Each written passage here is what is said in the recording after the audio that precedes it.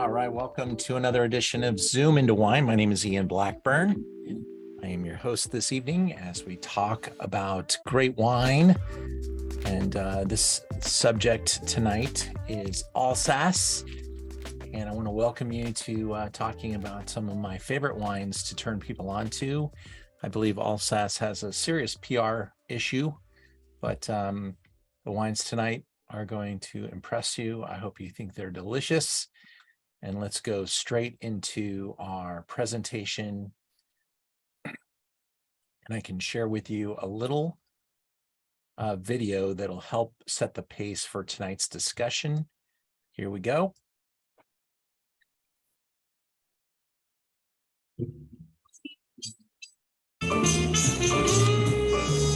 I would like to introduce to you the region of Alsace. It's at the northern east part of France, at the border with Germany and Switzerland.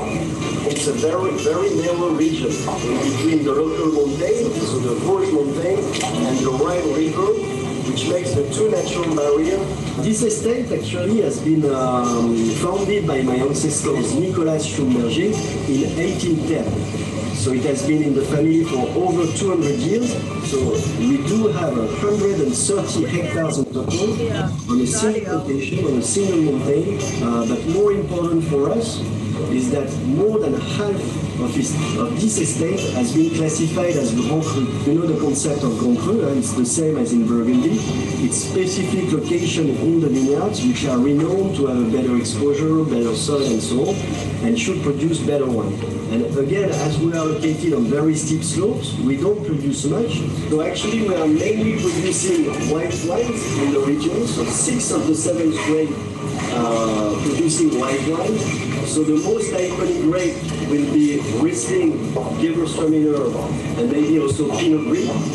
But we are also producing some Pinot Blanc, a little bit of Muscat, and also we do produce some Sylvaner. So Riesling is definitely the historical grape in Alsace. It's always been planted on both sides of the Rhine River. So we find it in Germany, in Austria. The Riesling produced in Alsace are always dry. Here we are looking for bright, very vibrant style of wines, very lean, very crisp, and the finish remain very clean and fresh. I always believe that a dry style Riesling is always the most food friendly when it comes to wine and food matching. You could have it on white meat, you could have it on a nice piece of fish, seafood, oysters. So it's a very flexible wine. It works perfectly well with spicy food as well. So that's a perfect example, in my opinion, of what a Riesling can be in Alsace.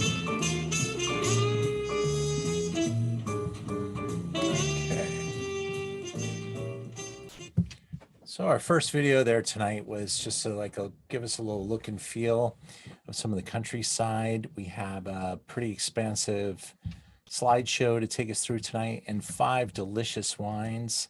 Let's get started with our slideshow and wine number 1. For those of you that have bottles tonight, wine number 1, I'm just going to flash forward to it so you can see it and then I'll come back, is the Kunstbah. And we'll talk about that in just a second.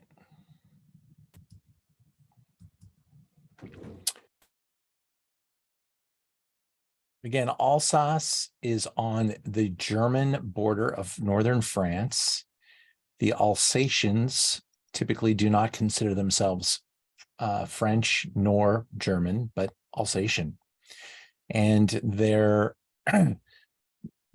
because of their proximity to both France and Germany, the population tends to be very well versed in multiple languages.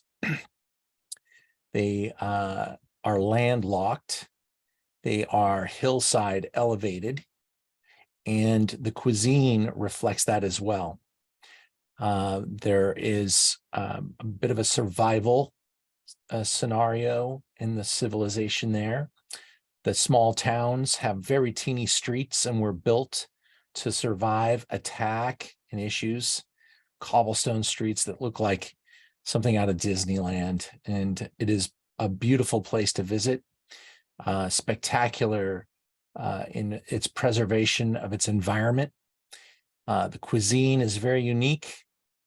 Some phenomenal chefs, like here in Los Angeles, Jean-Georges comes from Alsace and furthers the Alsatian classic French cuisine, and a lot of amazing dishes origin out of Alsace, as well as desserts, pastries, breads. It's a very important culinary destination. There are over 51 Grand Cru in Alsace, and it has a lot of very interesting exposition, soil, rock, stone features. These grapes are grown on incredibly steep surfaces from multiple different grape varieties. The mentality here is a bit different than any other part of the wine world, in that while we watched the gentleman from one of our producers, the owner of one of our producers tonight, discuss how the wines are dry, but they are dry after a large assortment of ripeness levels have been collected, because these grapes are grown in steep conditions. They're picked when they're picked, they're picked. They don't go back through 3 and 4 times to pick. The Germans do that, and the Germans have an incredible, almost maniacal sense of attention to detail. When you're in Alsace, it's very much about efficiency, and the clusters can have sunburnt grapes, raisins, green grapes, and they all go in the tank together. And they create this broader, riper style. And again, you've got more warmth, more heat, less water, and all this equates to wines that typically have alcohols that are more elevated. The winemaking style is typically more oxidative, embracing oxygen, making long aging wines that it's just hard to believe that some of these wines are actually less expensive today than they were 20 years ago. And I just believe this is a place that is an incredible event away from people really waking up as to how special these wines are. Now, let's get into our first wine. This is Kunz Ba Blanc. This is a blend of grape varieties. Maybe I would say if you had 7 or 8 different grape varieties that are, from Alsace, these are probably the least popular: Sylvaner, Auxerrois, and Muscat. That is not, if you put a bottle of Sylvaner up on the shelf at a store, people are going to keep walking. Auxerrois, same thing. Muscat has some fans, but people tend to think it's sweet. Here, blended together, it becomes Alsace Blanc. And I will tell you, in my store, this is one of the best-selling wines from Alsace. It is under $20. It is delicious, and it goes with so many different things. I really believe that this wine should be in everybody's house. I mean, just imagine this at Thanksgiving time with turkey and cranberry and all of the salads and sauces and herbs, stuffing. You can almost smell stuffing in the glass. This wine has an abundant ability to age. Give that a smell. You can smell things like cling peaches. Like, it makes my mouth water just smelling it, because it's so reach out and touchy type of a wine.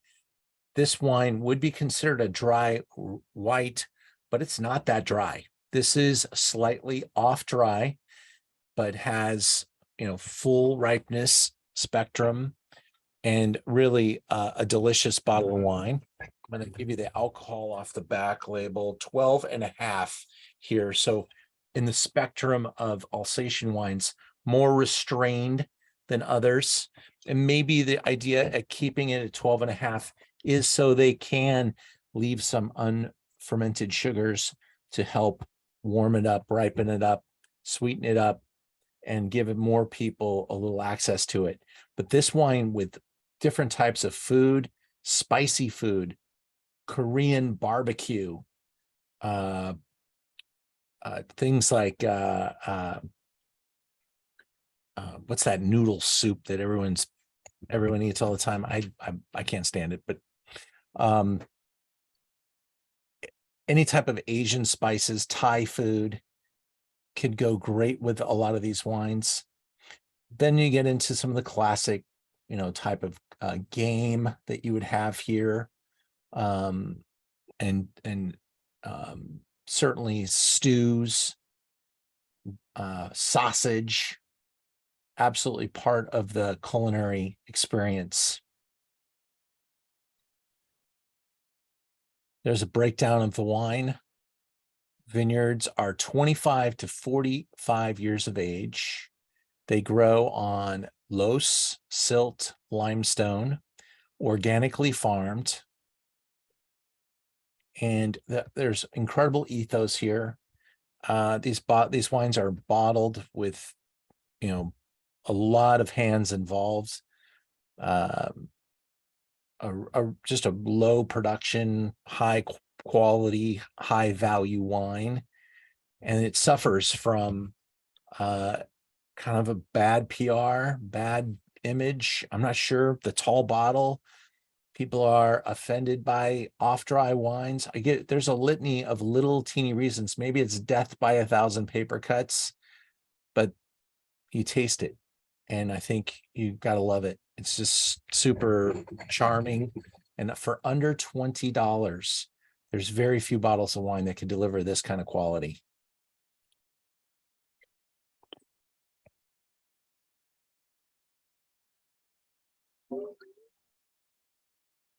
Anyone not like it?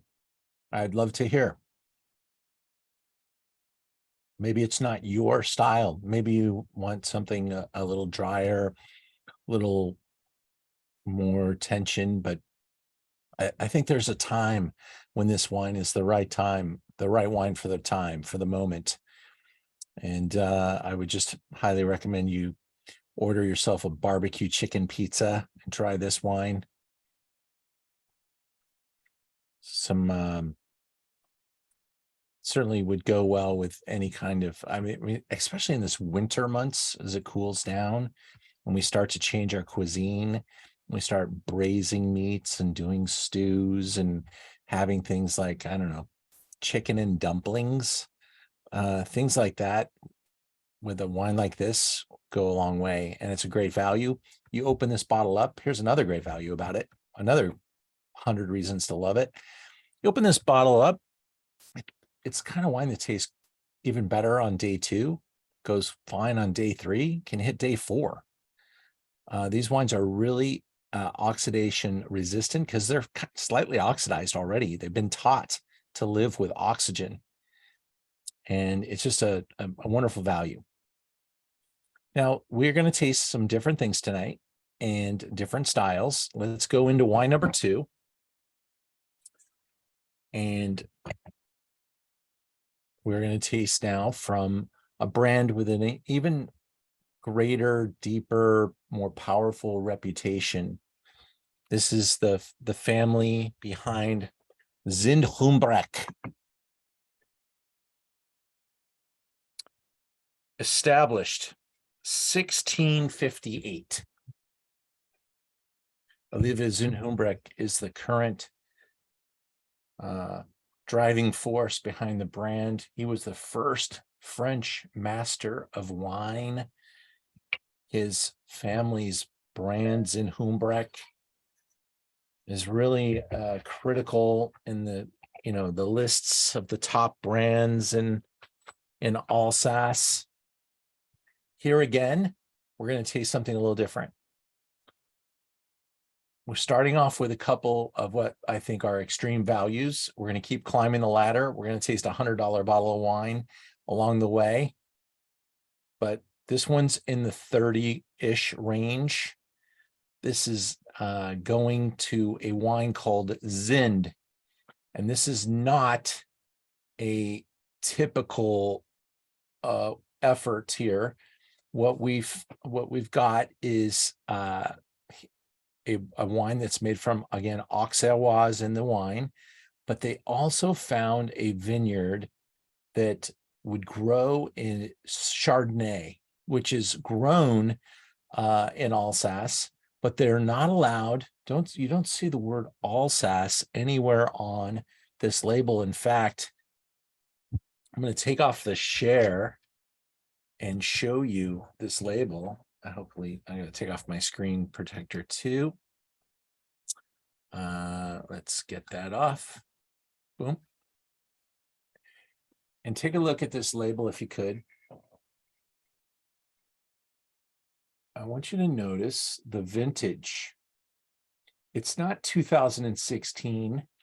It's Z016, because this wine is not allowed by the AOC, the Appellation Origin Control. So they call it Zind Z016. That's not the vintage. Haha. And they were able to sneak in some Chardonnay into this wine. When I blind taste people on this wine and I ask them where it's from, and I bring this to very special gatherings, I put this in top flight meals, and people, their jaws drop. They're like, this is so good. And I'll ask people, well, how much do you think it costs? Where do you think it's from?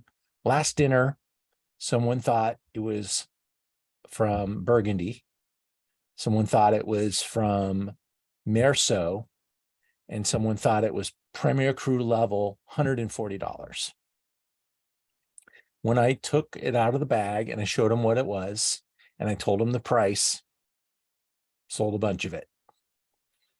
But you got to get people to try it, and you have to get, a little interested in this type of wine. And the cuisine options here are amazing. Take a look at that golden color. Again, we're embracing oxidation here. It's made in a large wood vessel, some stainless steel, some large wood vessel. These are grown on incredibly steep, rocky slopes.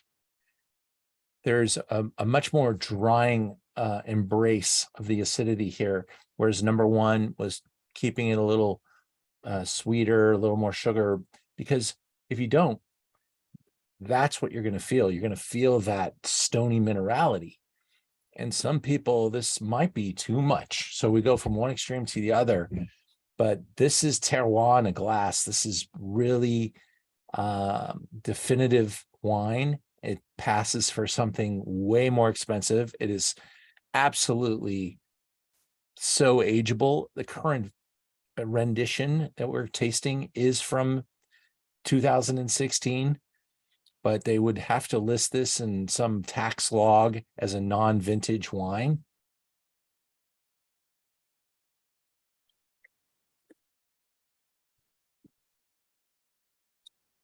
The acidity, the balance, the power. This is a great house, a great producer, great reputation. Alcohol 12.5, 2.4 grams of sugar per liter, total acidity 3.7, pH 315. And look at that drinking window. 2031, 27-year-old vines, and southeast facing slope, 100% grown organically. This producer's actually certified biodynamic in their estates, but this particular bottling does not carry that because it is not an actual wine of Alsace, and it is kind of a fun wine that he teases the market with, and to show people what he can do with something that's not very traditional.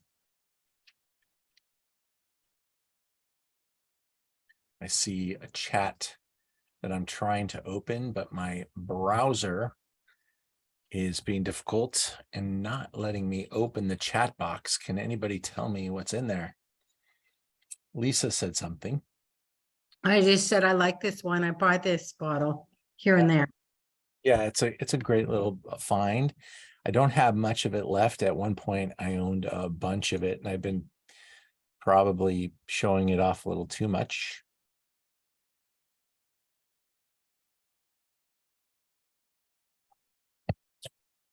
Natalie, everything well?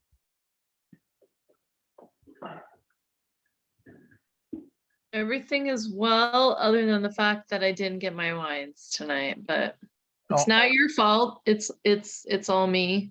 Okay. Well, and UPS, they changed. Normally I get my shipment between 12:30 and 4:30 on Wednesdays.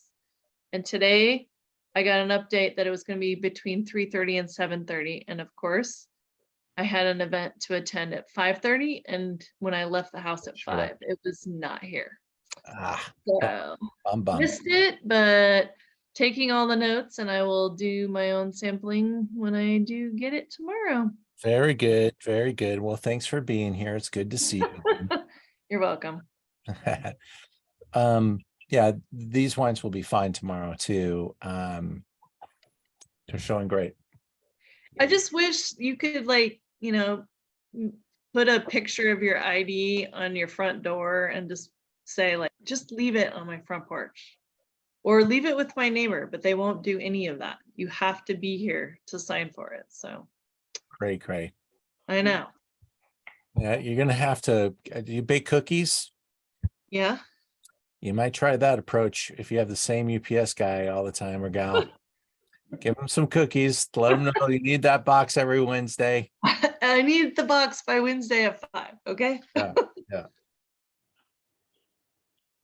It's amazing the stories I hear. I mean, some people have such a relationship with their UPS people that all the rules go out the window.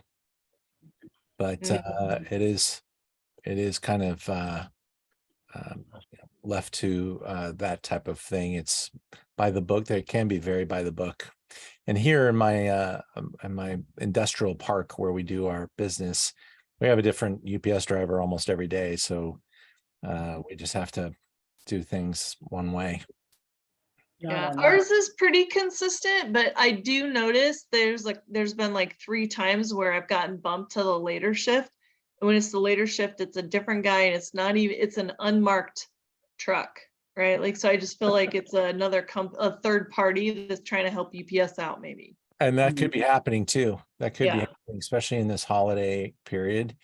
And they've been complaining about staff levels for a while. Another thing to consider, I don't know how far away UPS is, but you can arrange to pick it up at the terminal if you tell them, or even tell us. We can ship it just to the terminal. And Okay. that's something that some people do, where the destination is the terminal, and it's basically known that you're going to pick it up right there. Sometimes they freak out that it's wine, though. UPS is a little weird. It's almost like it's run by Mormons. I don't know. So I literally got wine yesterday from FedEx, and they called me. They somehow had my cell phone number, and I was in my office because I wasn't at home yesterday. And they called me and they said, "Hey, we missed you, but we'd love to get you your package because it requires a signature. So what time could we deliver it today?" Like, he came back. I was like, "Hey, I'll be home actually after 4 if you can deliver it after that." He's like, "Yeah, no problem." So he came back. That was FedEx. UPS is like, "Yeah, snooze, you lose. Tomorrow is your best bet." Well, there might be something that's to say about the companies, because UPS is eating FedEx's lunch in volume. So maybe UPS has less time, and FedEx needs to care a little bit more. So they are. We are considering starting to ship with FedEx, not because UPS is doing a bad job. In fact, they're doing a great job. But the prices have almost doubled in the last year, and it's Wow. so brutal on a Mhm. small business. When I get I mean, our volumes out of state have dropped in half because people go to buy wine and they see it's going to cost $100 to ship 6 bottles to them. It's ridiculous. So that's really been bad for us, and so we're looking for solutions too. All We right. like to send wine to people for wedding presents and things, and it's just because Roger keeps. This is Roger Fox, by the way. It says Shirley. Hey, Roger Perkins. You don't Fox. even know me. This is Roger Wade, Roger Fox. Good to see you. Thanks So, for having us. But it is really, it costs way more than the wine to send it to them. Oh, for sure. Yeah. Actually, I shouldn't be telling you that because I don't think I'm allowed to send wine. Yeah, technically no, but Yeah. there used to be a time where, you just shoved it in there, said it was olive oil or something like that, but they've gotten pretty tough on consumers. Even I get calls from people that are like, can you ship my wine for me? I'm like, yeah, but wait till you find out how much it costs, because we actually eat a lot of those costs, and people don't realize how much of it we're paying down. And it's not very sustainable, but that is the truth. And it's another crazy thing, and we'll get back to the wine in a second, but boxes. People don't realize how much those damn boxes cost. A 12-bottle styrofoam shipper cost me almost $30. Oh, geez. Are you kidding? Yeah, that is the cost of the box.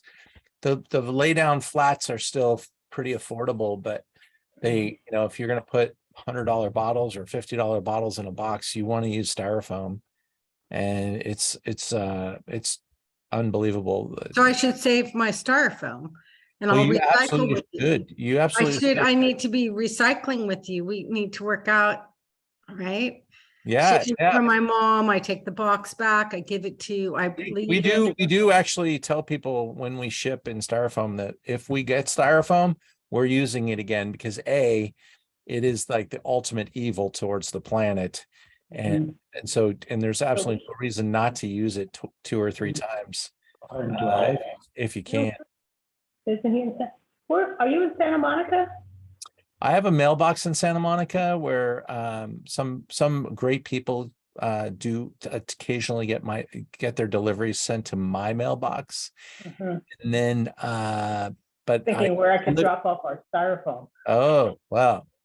Well, I wish it was a more efficient way to do that, but yeah, we could talk. We could talk. I swing through Santa Monica quite often. I lived there for 20 years, and everything I do is got a Santa Monica address on it, from my dentist to my doctor to my mailbox to. But are you in LA? Downtown? Downtown, okay. Yeah, but I also do a lot of business in Santa Monica, so it just makes sense for me to keep all those people happy. Well, let's move into wine number 3, and we are leaving kind of the interesting side projects of Alsace and moving into much more of a classic mode. This is if you list the top brands, Zinhumbrecht's going to be on that list. Domaine Weinbach is going to be on that list. This is one of the prestigious set. We're tasting their Pinot Gris, also known as Pinot Grigio in Italy. This is their Clos de Capujan, which is on sand silt soils with granite pebbles. And this vineyard is 100% certified Demeter and EcoCert, biodynamic and organic. They are super high ethos, and Pinot Gris is, I'm going to say it's probably the easiest to love varietal. Not because it's sweeter, it's not. It's just got a little bit more palate weight, a little bit more density, and fleshiness, especially here. So when you go to Italy, you got Pinot Grigio that's super reduced, no oxygen, clean, fresh, doesn't age because it's never seen oxygen before. But Pinot Gris from Alsace, these wines could live 30 plus years, especially at this level and higher. I have actually the higher version on our website as well here. And this can be thought of as special occasion wines, but I'm telling you, this wine is less expensive today than it was 20 years ago. The category is in trouble because for how long are these producers going to be willing to sell their wines for low amounts of money with very little demand? And what's happening in Germany is a lot of the people are abandoning their vineyards, and it just makes you basically whittle down what you're willing to do. And maybe what's really happening here is what we're doing is we're getting to the bare bones. Hey, we're only going to make Grand Cru wine. And that's what they're basically kind of all doing, is making these super high ethos, organically farmed, handmade, hand-picked, hand-harvested wines from super site-specific spots. This is the Clos du Capuchin, and it's the Domaine Weinbach is a huge landowner, and they only make wine from their own vineyards. That's how you can maintain biodynamic stature. They own massive tracts and can make a lot of wine. They, I'm sure, sell off a good amount of fruit as well. Look at that hillside, just unbelievably steep. You couldn't put a tractor on that hillside if you wanted to. And the stony nature of this spot is very unique. Again, when you look at the color, it doesn't look like Pinot Grigio. It looks like Pinot Gris because it does have that oxidative smell. It's made in those large oak vats. And those vats can be, I've been to Alsace, I've looked at the vat. I was standing in a vat that was put in this winery in the 1800s. So the vats can be 100 plus years old and almost have no oak passing on. The only thing they do is allow for a little bit of that oxygen contact, about 10 months in that wood barrel. Let's taste this wine together.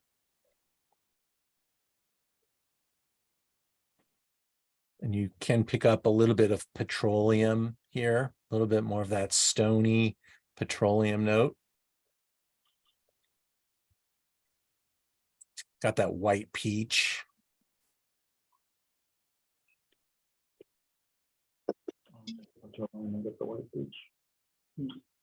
Don't tell Natalie how good these are. I don't want to know.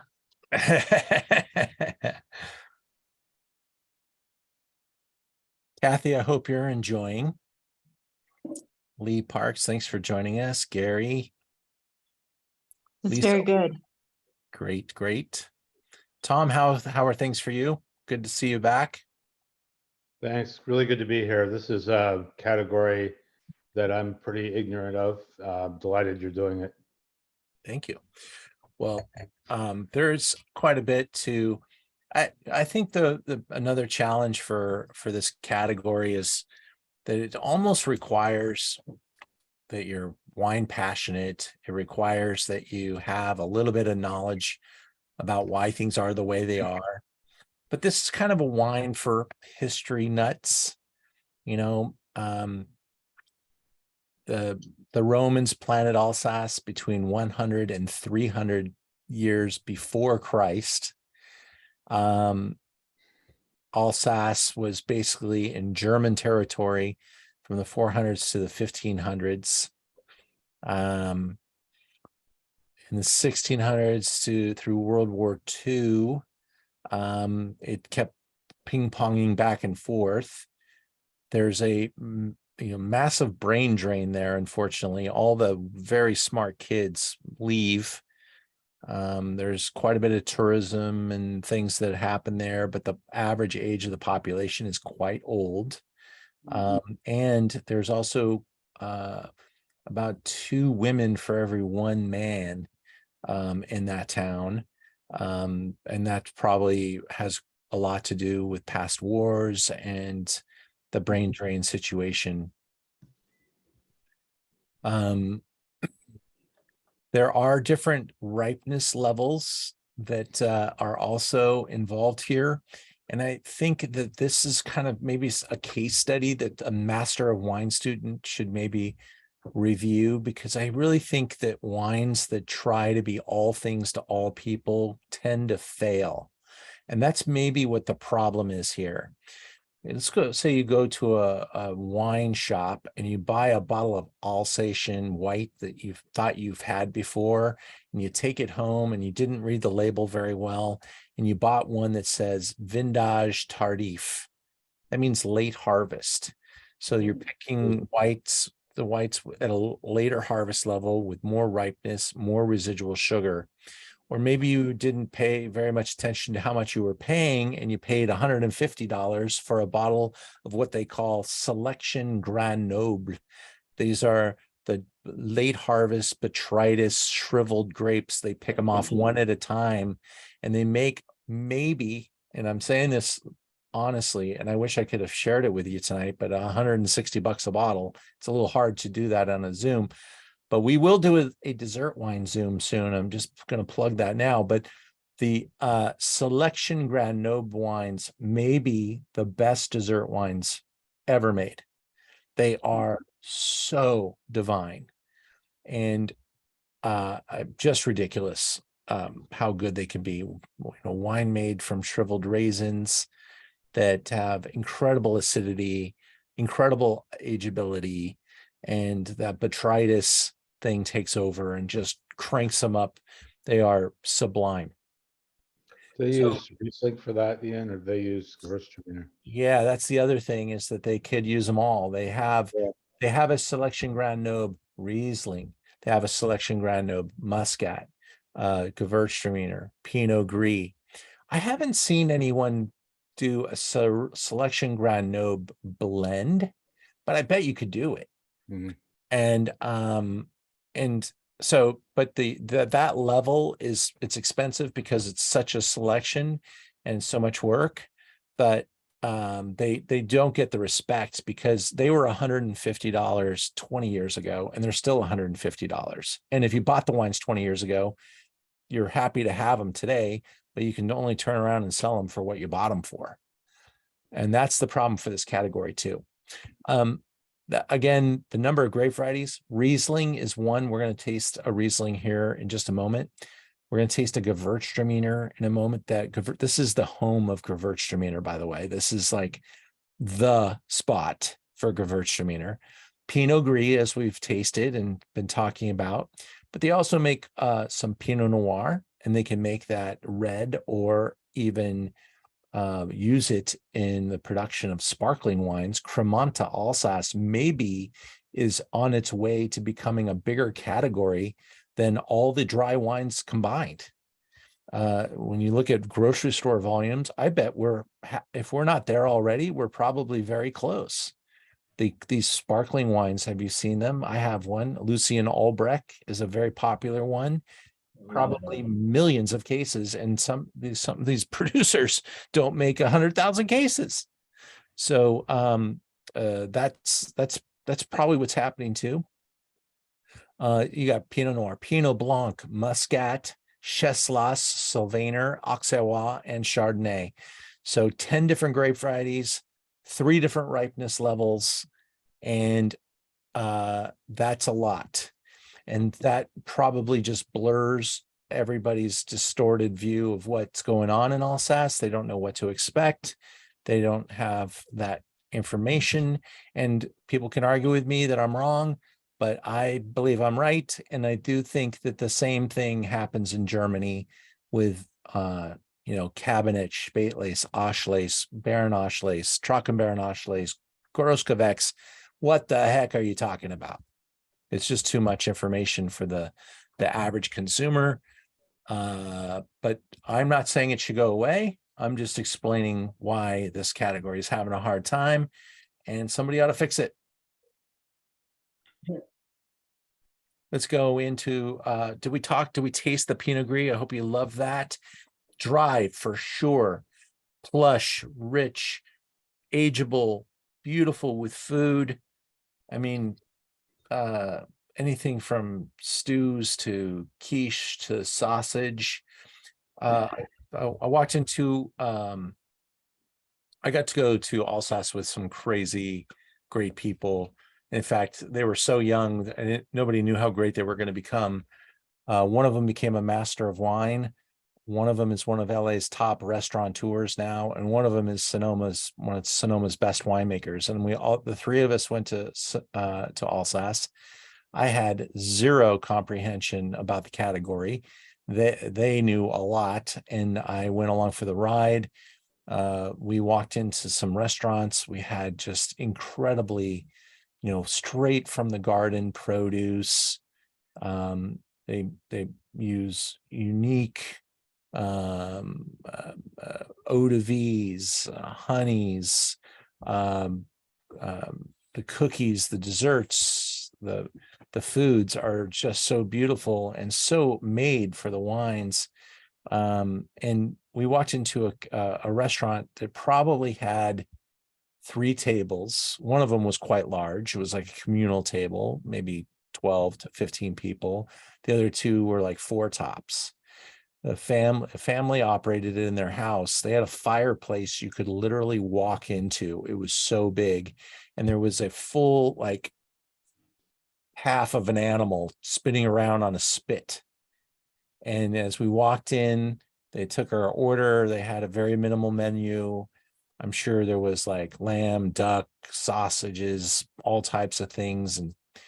And food was just ridiculous. But everything felt like you were walking straight into history, like the 1700s. And that may be part of the problem too. It's just so, living in the past. And it's this beautiful past though, and it's so rich with history. It's just a wonderful place. We're moving into the $100 bottle, wine number 4. This is from Albert Boxler. And in fact, it was on this trip that I had my first Boxler wine, and my entire life. Can you see the screen? I'm not sure I'm sharing it correctly. Saying it wrong? No, not yet. Oh, The order of this would, so this would be 5. yeah, number 4. I switched it around after tasting them. If you looked at my website, I probably showed this one last, and that would have been based on price, but on performance, I wanted to taste this wine ahead of the Gewürz. This wine is beautiful, delicate, refined, 65-year-old vines grown in granite soils. Really top reputation in the category. This is Riesling done the Alsatian wine style, but this is not. When people see the word Riesling, they immediately think it's going to be sweeter, and this is not sweeter. But it smells like it is the blood of stones. It is like super granitic. How many grams more than that? Got smells like pineapple, green pineapple, You can always go back in. ginger. Can you smell ginger?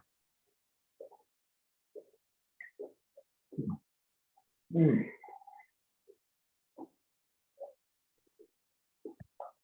I'm basically having dinner. Fully ripe. Alcohol on this bottle is at, says 14.1. Now I Coravin my bottles, and these wines will stay great. And I don't know if you have a Coravin, but this is the type of wine that loves Coravin. There are some wines that you just, Yeah. you use Coravin on them, and they're not gonna do too well for too long. This one responds really well to Coravin.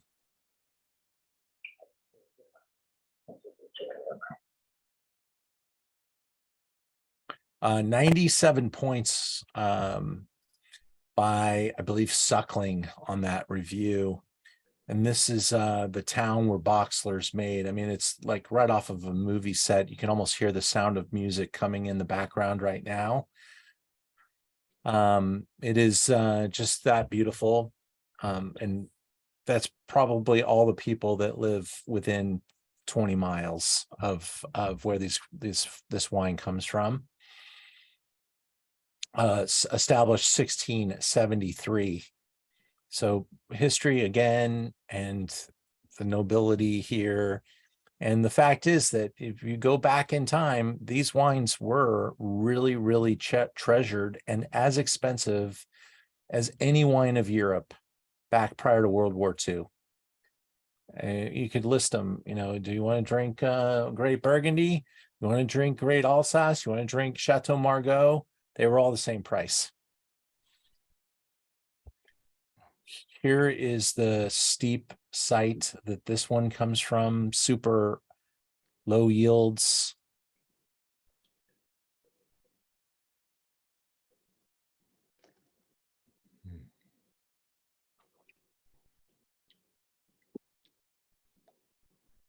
What are your thoughts?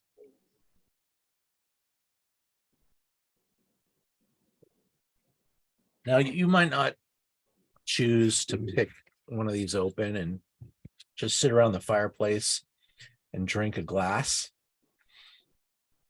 This is probably needs a little food, and the ultimate moment for these wines certainly is Thanksgiving and everything that goes into it.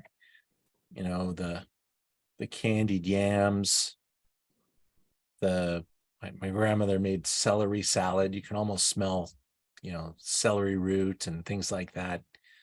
And all the herbs, the thyme, the rosemary, the type of spices that you use to cook for Thanksgiving.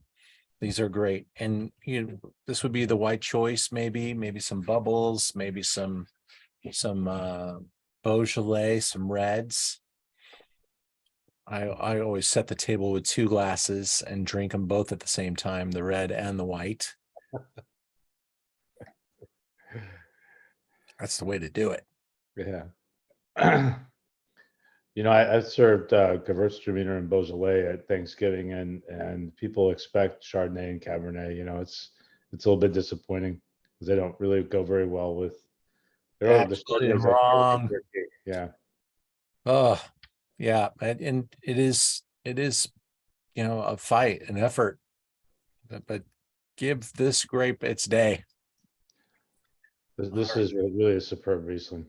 Yeah, I'm glad you like it. Thank you. Superb. The nose is incredible. Incredible. You can just smell it. It's like a you know, French perfume, and subtle and spicy, and it's got some really interesting fruit and earth. Love it. Let's go to wine number 5, which is our Gewürztraminer. And I will say, this wine might steal the show tonight. It's just such a superb wine. And Gewürztraminer has so few places. I mean, we could talk about Rieslings of the world.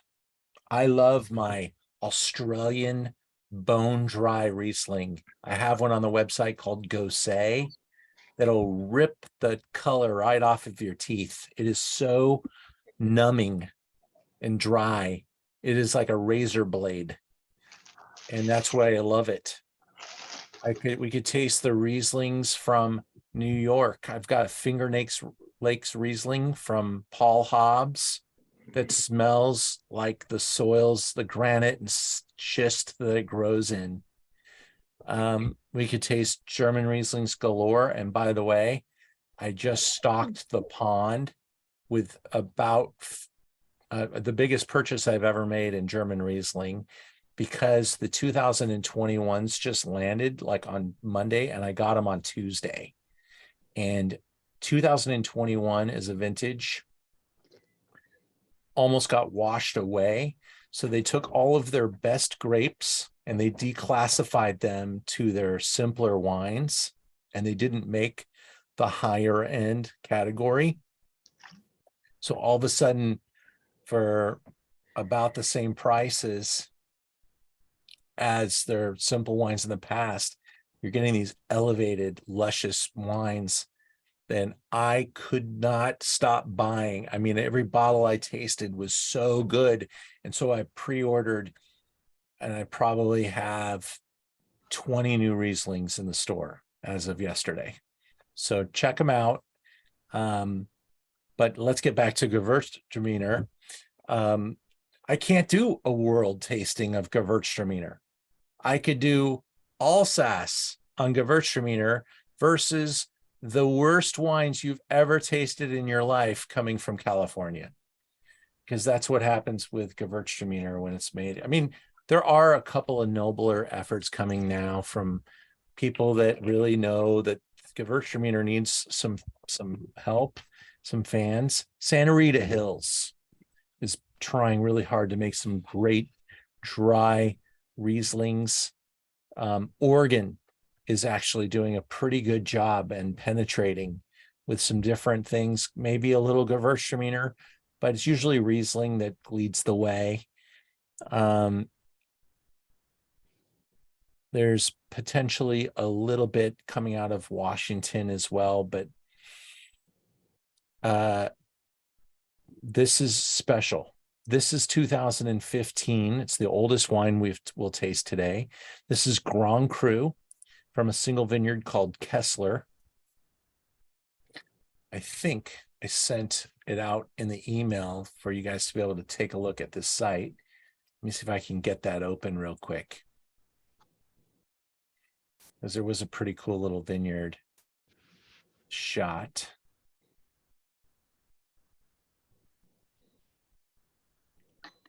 Mm-hmm. Oh, there we go. Let me try this one here.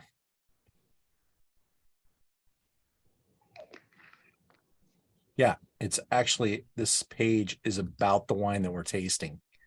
It's about the producer, but this is the vineyard. Watch this.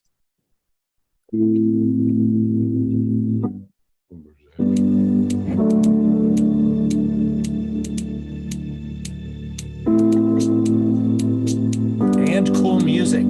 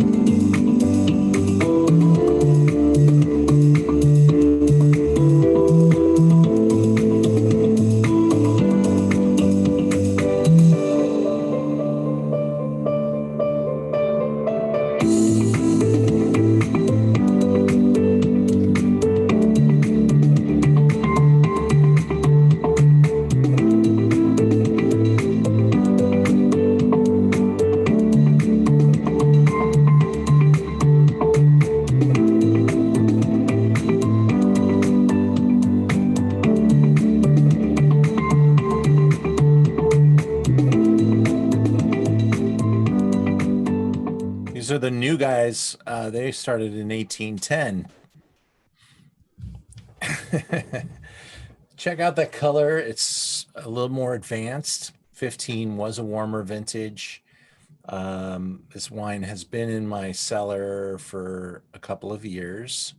I am down to probably my last 12 bottles, but just a beautiful, beautiful wine in a great state. And this is where you want to drink. I mean, it's 7 years old, and it's just got all the cool stuff happening now. That maturity. When you smell Gewürztraminer, the first thing you smell is lychee nut. The second thing you smell is that smell of, oh yeah. I don't know what how to describe that any better, but you could really get that little bit of that beautiful perfume that am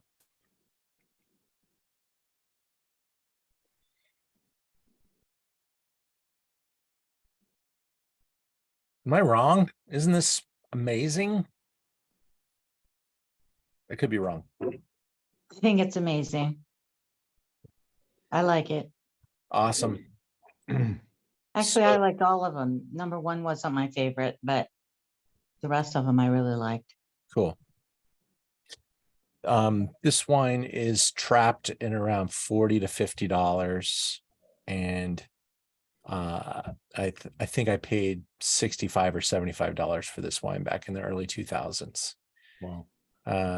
It's just and frankly, I bet you walk into any wine shop and you look at their Alsatian selection, and they're going to have a plethora of vintages because they buy one case at a time, and it takes a year or two to move through.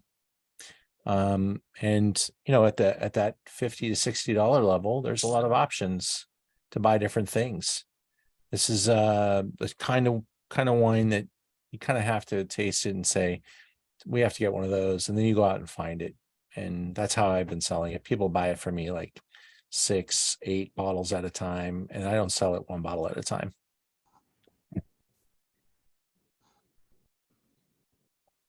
I went to Charlie Palmer's steakhouse, and he put together this special menu, and it must have been a cold month.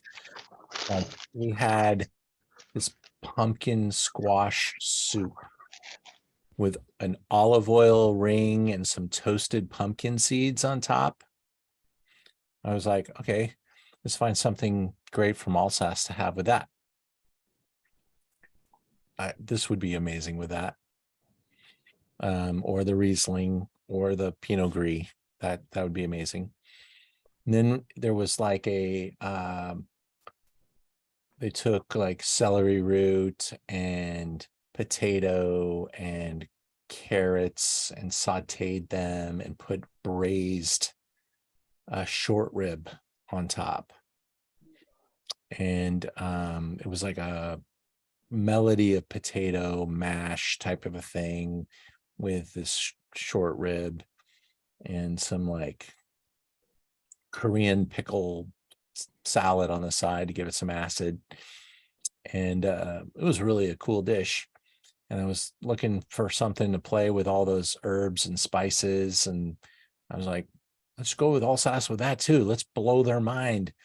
And then the dessert was a cheesecake with this graham cracker crust. If you are ever in a place where you can have cheesecake with a graham cracker crust and a bottle of Selection Grand Noble, all of a sudden I found myself somming. I was actually working for this company, and they brought me to dinner and they made me choose the wines. And I'm like, oh God, this room is, I'm going to sound like I'm from like the Alsatian Tourist Bureau, because I'm going to pick like 3 Alsatian wines.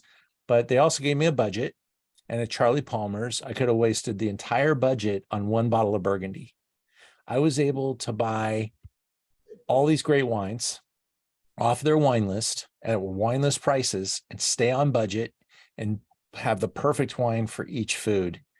And they all loved it. They said it was so cool because they never thought of ever tasting any of those. And half the people in the room said I would have just ordered a bottle of Cab or Chardonnay and just called it a day. And so these really do kind of make a special meal. If you want to go out to a barbecue, you're going to go to the family meal. half the people that show up for a family meal are going to bring their favorite red cab. You walk in there with a fun bottle of Alsatian wine, and people will really have a good time with that if they're willing to try it. If they're not open-minded, then you do the same thing I do and just force it on them, see if they like it. My family expects that from me. Thanks, guys, for joining me tonight. I hope you enjoyed. We gave you special code to be able to pick up any wine on the website tonight, 10% off. We will ship tomorrow. We'll ship on Tuesday. We're going to be closed on Friday.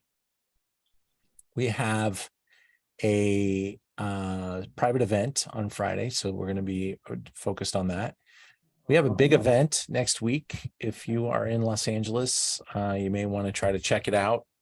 It's our Stars of Cabernet, and it is a really special gathering of some just amazing brands that have come together. Four Seasons hotel location. And this is kind of my big show of the year. I've done it for 14 years. We get really great people involved. I have 7 or 8 winemakers even coming to LA just to be there. We'll see all the top restaurants during the day. We will, and I'm sorry that the chat, when I'm showing the slideshow, it's not allowing me to open the chat and see the questions. So I'm not purposely ignoring the chat, but I can't open it. So if there's some question that I can answer, I'd love to. But if you're in LA, come to the Stars of Cabernet. If not, we basically go a little bit crazy between now and the end of the year. We're doing single bottle Zooms for pretty good reason. I'll be traveling throughout Europe for about a month.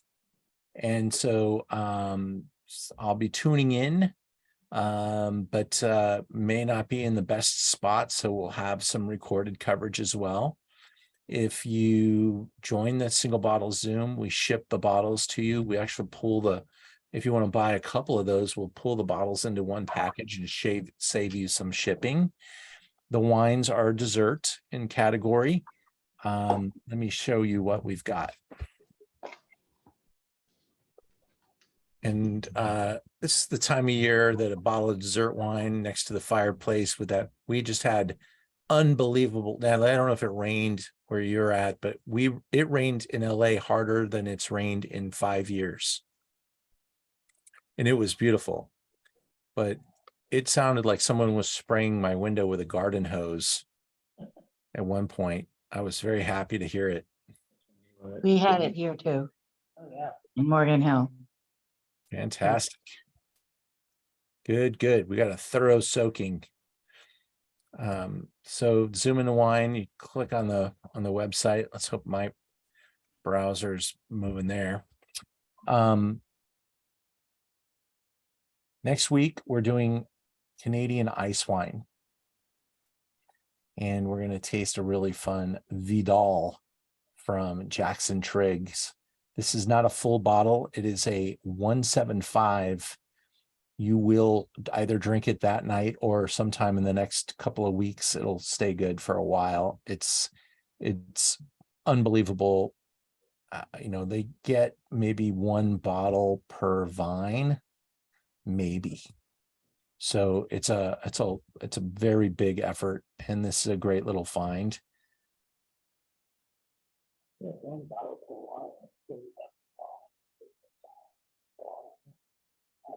Yeah.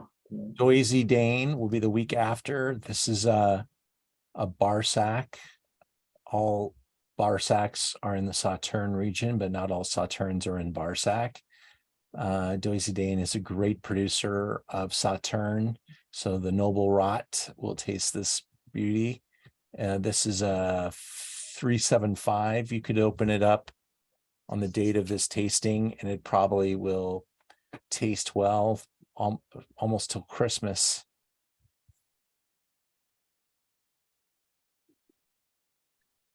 The week after that, we'll do a 15-year Madeira. And if you've never had Madeira before, this is such a treasure to discover. And the story and the history is just as good as anything, any story on the planet in wine. By the way, this wine you can open up on December 7th of this year, and you can taste it again on December 7th of next year, and it won't change. It is fully oxidized. It is, I have a bottle of 1968 that I take a sip from every year. Madeira is that way. It's a great investment. They're not cheap. The wines aren't cheap. This is the cheap one, by the way, $50. My 68 Madeira. You like Madeira? I buy some older Madeiras, and I'm going to turn some of you into fans. The challenge is your wine budget's going to go a little crazy. 77 is at $450 a bottle. The 68's at $650 a bottle. And you can buy 81 for a deal, $379. 2003, still young, $80.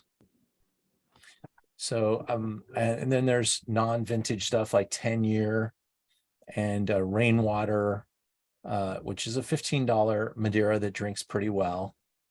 But it's so cool to drink it from your birth year. And I'm trying to put together a little collection. It's going to take me a long time to do that. But think about that. It's a really fun thing to do. And these wines are sensational and really fun. So you could get started with me on the 15-year at $50. And that is a bigger 500 ml. And that would definitely last for a long time.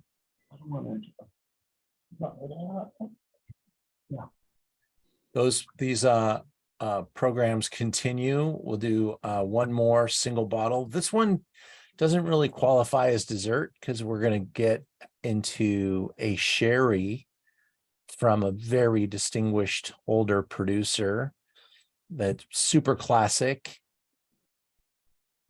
And I'm excited to taste this with you. This is a Manzanilla Passata.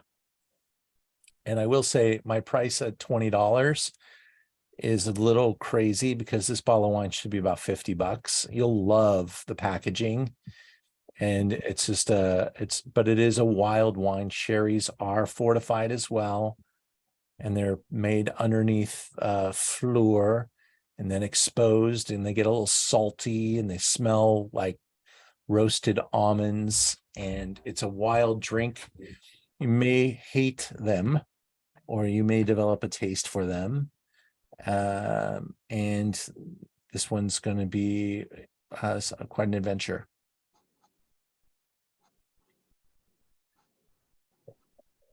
With that, I thank you for your time tonight. I hope everybody enjoyed the wines. Thank you so much. Good to see you all. Stay safe, stay well, and we hope to see you again soon. Thanks, Ian. Thanks, Yeah. Ian. Thank you. Thanks. Bye, Natalie. Thank you. Bye, Shirley. Hi. Bye.